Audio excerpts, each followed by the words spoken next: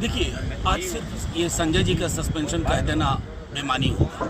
वो एक व्यक्ति का सस्पेंशन नहीं है, लोकतांत्रिक रवायतों का सस्पेंशन है। वो क्या करना चाह रहे थे? 27/267 के नोटिस थे, किस बात पे थे? मणिपुर। और वो अटेंशन ड्रॉ करने की कोशिश कर रहे थे माननीय चेयरमैन साहब का। जब अटेंशन ड्रॉ नहीं हुआ तो उन्होंने जाके पास में रिक्वेस्ट करने की कोशिश की। आपने फौरी तौर पर उनको सस्पेंड कर दिया पूरे सत्र के लिए। लेकिन संदेश क्या गया है मणिपुर को कि मणिपुर को लेकर के हमारी संसद, जिसके सर्वशक्तिमान प्रधानमंत्री जी, गृह मंत्री जी, वो नहीं चाहते कि मणिपुर के अंदर उसके विषय पर संवेदना से बातचीत हो। कोई भी कीमत हम चुकाने को तैयार हैं। एक सस्पेंशन क्या, कल तो हम ऑफर करने जा रहे हैं हम सबको सस्पेंड कर दें। लेकिन मणिपुर के लोगों को भरोसा दिलाओ, मणिपुर को न्याय दीजिए। वो जो विजुअल्स हमने देखी है ना, रोंगटे खड़े हो जाते हैं। हम सब कल कहने वाले हैं हमें भी सस्पेंड करो, क्योंकि इस दौर में सस्पेंडेड रहना बेहतर है ताकि आप अपने समाज, अपने राज्य के लिए खड़े हो सकें।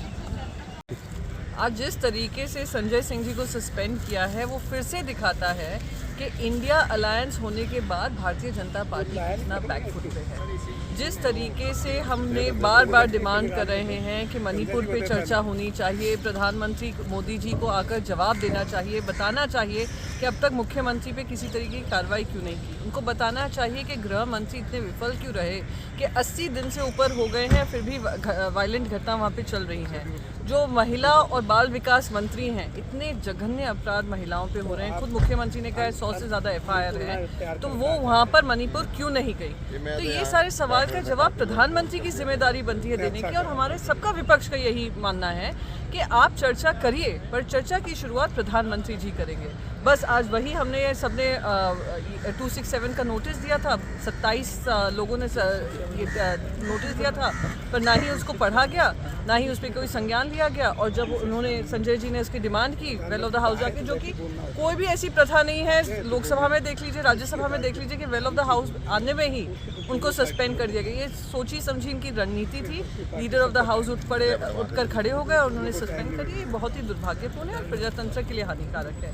हम सब इंडिया अलायंस इसकी लड़ाई लड़ेंगे और इनको सबक सिखाएंगे। जिस तरीके से संजय सिंह जी को आज पूरे सत्र के लिए निलंबित किया गया, मैंने अपने लंबे पॉलिटिकल कैरियर में आज तक इस तरह का कोई कार्य चेयर से होते नहीं देखा।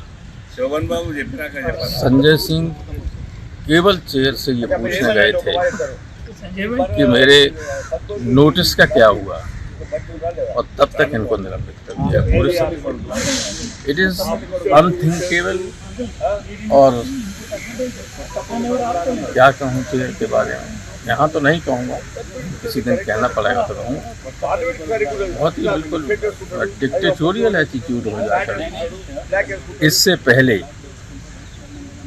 चाहे वो मनमोहन सिंह जी की सरकार रही है, पूरे सत्र के सत्र पूरे के पूरे पास आउट होते देखे, जबरदस्त हंगामा होते देखा, और अटल जी की सरकार में भी देखा। लेकिन कभी किसी चेयर ने, चाहे लोकसभा के स्पीकर हों चाहे राज्यसभा के चेयरमैन हों, किसी व्यक्ति को निलंबित नहीं किया। इससे ज़्यादा हुआ, मैं तो 92 से हूँ यहाँ, लगातार लोकसभा में ही रहा हूँ, राज्यसभा में हूँ ही, कभी ऐसा नहीं देखा। अगर कभी हुआ भी बात, भैरव सिंह जी समझा देते थे, मान जाता था, और वो रीजनेबल बात मानते भी थे सब। बहुत ही शानदार वो थे, शंकर दयाल शर्मा जी से लेकर सब, कभी ऐसा नहीं हुआ। अब हो रहा, तो इसलिए हम सब लोग बैठे और जो हमारी मांग है मणिपुर पर चर्चा की, वो तो उठाएंगे भी, कल भी उठाएंगे, आगे जो निलंबित होगा वो हम तो चाहते हैं, हम तो कहेंगे कि सारे विपक्ष को निलंबित कर दिए, जो चाहो तो करिए। आज संसद के इतिहास में जो घटनाएं घटी है वो काली शाही से लिखी जाएगी, क्योंकि आज तक हमारे देश की संसद में कभी इस तरह का रवैया नहीं हुआ। जब कांग्रेस की सरकार थी, सामने भाजपा विरोधी दल में थे, तब सुषमा स्वराज जी और अरुण जेटली जी भाजपा के नेता कहा करते थे कि सदन नहीं चलने देना एक पार्लियामेंट्री टैक्टिक है और विपक्ष का हथियार है, जिसे विपक्ष को बार बार यूज़ करना चाहिए। और जब कोई इश्यू है और जनता की आवाज़ सरकार ना सुने तो हम सदन रोकना वो हमारा अधिकार है। इस सरकार की जिम्मेवारी है कि संवाद करे, संघर्ष नहीं, और कुछ ना कुछ बीच का रास्ता निकाल के विपक्ष की बात को मानना चाहिए। आज उससे बिल्कुल उल्टा हो रहा है। आज हम मणिपुर, जहां ऐसी घटनाएं घटी कि पत्थर दिल इंसान हो तो भी उनका दिल रो उठे, इस तरह की घटना को लेके हम इसकी गंभीरता समझते हुए दलगत राजनीति से ऊपर उठ के वहाँ के मणिपुर के लोगों के दर्द में मरहम लगाने के लिए एक चर्चा चाहते हैं। और कौन सी चर्चा? इतना बड़ा सीरियस इश्यू है कि दुनिया में इसकी असर पहुंची है, लंदन की पार्लियामेंट तक उसकी बहस होती है। हम चाहते हैं कि हमारा नियम है 267, उसके तहत चर्चा हो, क्योंकि यहाँ पूर्णतः चर्चा होती है, ज़रूरत पड़ने पे वोटिंग भी होती है और पूरी बात होती है।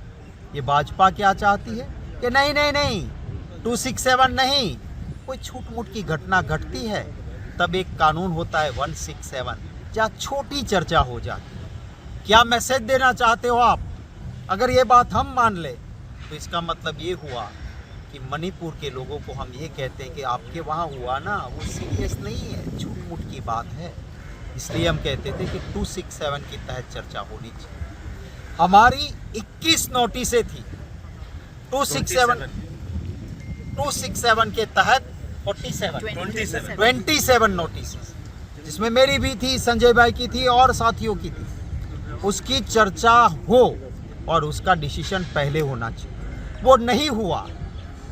और जब चेयरमैन साहब हेडफोन लगा के सिर्फ उधर ही देख रहे थे, हम हमारी जगह पे खड़े होके चिल्ला रहे थे, तब हमारे साथी संजय सिंह जी गए उधर, हाथ जोड़ के कह रहे हैं कि 267 के ऊपर सर न्याय कीजिए प्लीज़।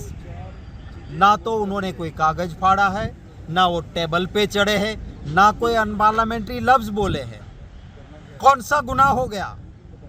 यही भाजपा पहले बार बार हाउस में वेल में जाती थी जब कांग्रेस शासन में थी, कागज फाड़ती थी, हल्ला बोल करती थी, कभी कभी इसको कई पूरे सेशन के लिए सस्पेंड नहीं किया। आज जो हुआ है वो गलत हुआ है, सरासर गलत हुआ है। इससे पहले रजनी पाटिल जी, जिसका कोई गुनाह नहीं, हमारे कानून में है कि जो भी सदन में चलता है, संसद में चलता है, वो पूरी दुनिया देश को देखना चाहिए, और इसीलिए प्रेक्षक गैलरी लगी रहती है, विजिटर्स गैलरी है, लाइव टीवी जाता है। और लाइव टीवी जब सिर्फ शासक पक्ष को दिखाता है, और अगर किसी मेंबर ने ज़्यादा से ज़्यादा क्या कर दिया, कोई टेम्पर नहीं किया, कोई गलत नहीं किया, सही बात चल रही वो रिकॉर्ड कर ली, तो क्या कोई आसमान टूट पड़ा? पहले भाजपा के कई लोगों ने ऐसे रिकॉर्डिंग किए थे, अपने फेसबुक ट्विटर पे लगाए, वायरल हुआ, किसी के खिलाफ कुछ नहीं हुआ था क्योंकि वो भाजपा के लोग थे। और रजनी पाटिल जी को 6 महीने से सस्पेंड करके रखा है। हमारे देश के लोकतंत्र में ये सारी चीज़ें काली शाही से लिखी जाएगी। आज पूरा विपक्ष, पूरा इंडिया साथ था, और कुछ लोग ऐसे कि जो अलग भी थे तो हमारे साथ आके खड़े रहे, क्योंकि ये सरासर अन्याय संजय सिंह जी के साथ हो रहा था। हम सब एक हैं, देश के लिए लड़ेंगे, न्याय के लिए लड़ेंगे, मणिपुर के लिए लड़ेंगे। देश की सबसे बड़ी अदालत जनता की अदालत है, पब्लिक है, सब जानती है अंदर क्या है बाहर क्या है, सब पहचानती है। तो जनता की अदालत न्याय करे, यही प्रार्थना करूंगा। सदन में आज पूरा विपक्ष रूल 267 के अंतर्गत चर्चा की मांग कर रही थी। पूरा विपक्ष ये चाहता था कि प्रधानमंत्री जी सदन में आए और मणिपुर पर हो रहे हिंसा पर अपना बयान सदन के सामने रखे और सदन के माध्यम से पूरे देश में रखे। पर बातचीत और बयान करना तो बहुत दूर की बात थी। आज हमारे नेता माननीय संजय सिंह जी को उन्होंने पूरे सेशन के लिए बर्खास्त कर दिया है, सस्पेंड कर दिया है। वो हमारे साथ यहाँ पर गांधी प्रतिमा के सामने बैठे हुए हैं और पूरे सेशन में उनको सस्पेंड किया गया है। प्रश्न ये उठता है कि प्रधानमंत्री मोदी जी फ्रांस जाने को उनके पास समय है, अमेरिका जाने को समय है, पूरे दुनिया में घूमने के लिए समय है, लेकिन अपने देश में एक राज्य है जो जल रहा है, जहां पर खुलेआम हिंसा हो रही है, उस पर ना प्रतिक्रिया करने का समय है और ना ही उस पर कोई एक्शन लेने का समय है। पूरे देश की आवाज थी कि प्रधानमंत्री बोले और इस पर अपनी स्थिति स्पष्ट करे। संजय सिंह जी और पूरा विपक्ष इसी आवाज को सदन में उठाने की कोशिश कर रहे थे। हुआ यूं कि 267 के तहत बयान की मांग कर रहे थे। मांग करते समय संजय सिंह जी चेयर के पास गए कि भाई आप इस पर बयान क्यों नहीं कराते। बड़े ही आर्बिट्रेरी तरीके से संजय सिंह जी को बर्खास्त कर दिया गया। मैं ये कहना चाहता हूँ भारतीय जनता पार्टी की सरकार से और प्रधानमंत्री नरेंद्र मोदी से कि जनता ने आपको बड़ी उम्मीदों से चुना था, लेकिन जिस तरीके से प्रजातंत्र की आप एक एक करके हत्या करते जा रहे हैं और जिस तरीके से आप भाग रहे हैं चर्चा से, आप तो सीना ठोक के कहते थे कि मैं बड़ा मजबूत नेता हूं। अगर मजबूत नेता हो तो इस तरीके से छुप छुप के हमले क्यों कर रहे हो, इस तरीके से छुप क्यों रहे हो। आप सदन पर आइए, सदन पर आकर बयान दीजिए, नहीं तो संजय सिंह जी का और संजय सिंह जी के साथ पूरे विपक्ष का प्रोटेस्ट यहाँ पर चलते रहेगा। और हम सब ये चाहते हैं कि मणिपुर को न्याय मिले, हिंसा तुरंत बंद हो। मणिपुर में जो भारतीय जनता पार्टी के मुख्यमंत्री उनकी तुरंत बर्खास्तगी हो। अमित शाह जी को भी अपना त्यागपत्र देना चाहिए और प्रेसिडेंशियल रूल वहाँ पर लागू होना चाहिए। यहाँ हम आज खड़े हैं, ये देश के डेमोक्रेसी लोकतंत्र की सबसे बड़ी पंचायत है। सामने एक बड़ा इतिहास खड़ा है और हमारे पीछे जो नया संसद भवन बना है, मोदी जी ने बनाया है, उसका उद्घाटन किया है, वो मोदी जी का नया इतिहास है। लेकिन क्या सचमुच ये नई नई इमारतें बनाकर आप लोकतंत्र की रक्षा कर पा रहे हो? अगर आप लोकतंत्र के लिए इस प्रकार से नई संसद भवन बनाते क्या प्रधानमंत्री बन गए हो, तो आज मणिपुर के बारे में राज्यसभा में जो हुआ है उससे मैं हंगामा नहीं कहता हूँ। संजय सिंह को जिस तरह से निलंबित किया, सस्पेंड किया, ये लोकतंत्र की या संसद के कौन से कानून में घटना है?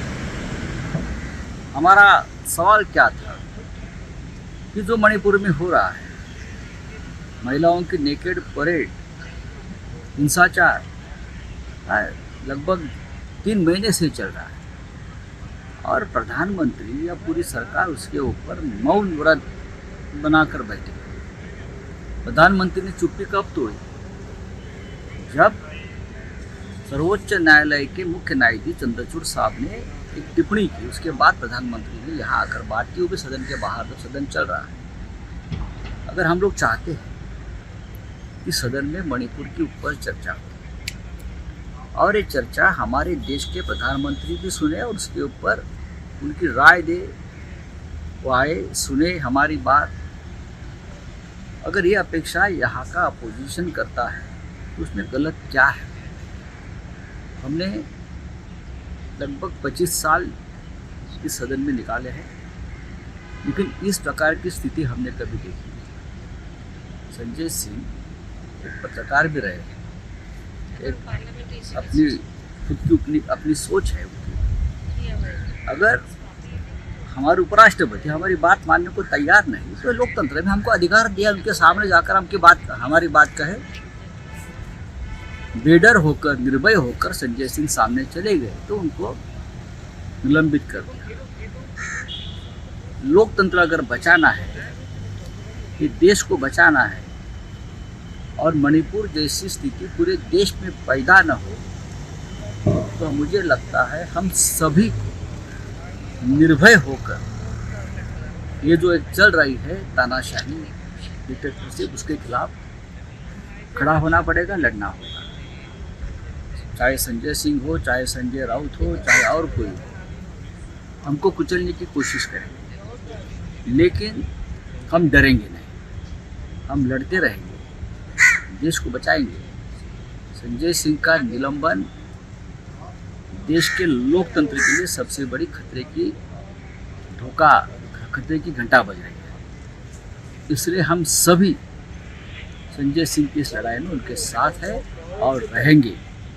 सबको एक ही मंत्र हमको देना है, भाई ये मौका है कि डरो मत और लड़ो। पिछले 80-81 दिन से मणिपुर में जो एथनिक वायलेंस जो चल रहा है, इस संबंध में सारे अपोजिशन पार्टी चाह रहे थे कि प्रधानमंत्री जी पार्लियामेंट में आकर के इस पर अपना वक्तव्य दें, लेकिन आज तक नहीं आए। इस संबंध में हम लोग राज्यसभा में जो मांग कर रहे थे, तब आज का दिन संजय सिंह जी को सस्पेंशन किया गया है। हम लोग उनको साथ देने के लिए, सॉलिडारिटी के लिए हम लोग यहाँ पर गांधी स्टैचू के सामने हम लोग बैठे हैं। हम मणिपुर गए थे और उधर जो देख के आए उसके लिए as Indian citizen I am ashamed. और भी दुख की बात है और भी अनफॉर्चुनेट बात यह है कि मई महीना से ये चल रहा है मणिपुर में। हम लोग जाने का बाद थोड़ा कुछ सामने आया, देशवासियों को थोड़ा कुछ पता लगा, नहीं तो उधर पूरा नेटवर्क सब बंद है। किसी को पिछले 3 महीना क्या क्या हुआ पता नहीं चला। अभी जो पता चला वो भी 3 महीना पहले का है। ये और भी दुख की बात है। अगर हम इंडिपेंडेंस की अमृत काल में हैं 75 इयर्स, तो नेटवर्क बंद क्यों है? डरने का क्या है? और जो हो रहा है वो बहुत अनफॉर्चुनेट है। It's not done. तो हम क्या चाहते थे? हम ऑपोजिशन का फर्ज बनता पीपल्स वॉइस को पार्लियामेंट में उठाना। अगर ट्रेजरी नहीं उठाना चाहेंगे तो ऑपोजिशन का फर्ज बनता उठाने का। तो हम वही चाहते थे। हम सिर्फ 267 में नोटिस दिया हर एक ऑपोजिशन पार्टी इसी मांग पर कि मणिपुर पर चर्चा हो और हमारे ऑनरेबल प्राइम मिनिस्टर सदन में आके ये चर्चा में अंश ले। लेकिन दुख की बात यह है, वो मन की बात बोलने वाले हमारे ऑनरेबल प्राइम मिनिस्टर मणिपुर की बात उसकी मन में नहीं लगे, तो वो बोलना नहीं चाहते हैं। और भी दुख की बात है, incidentally we have gone to Manipur on 19th and 20th, and 20th was the first day of this session, monsoon session.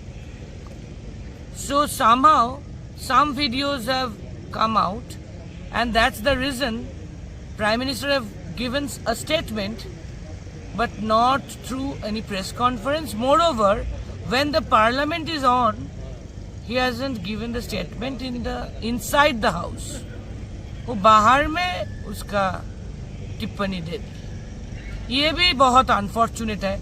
It's a disrespect towards the opposition, towards the parliament, towards our constitution and towards we the people of India.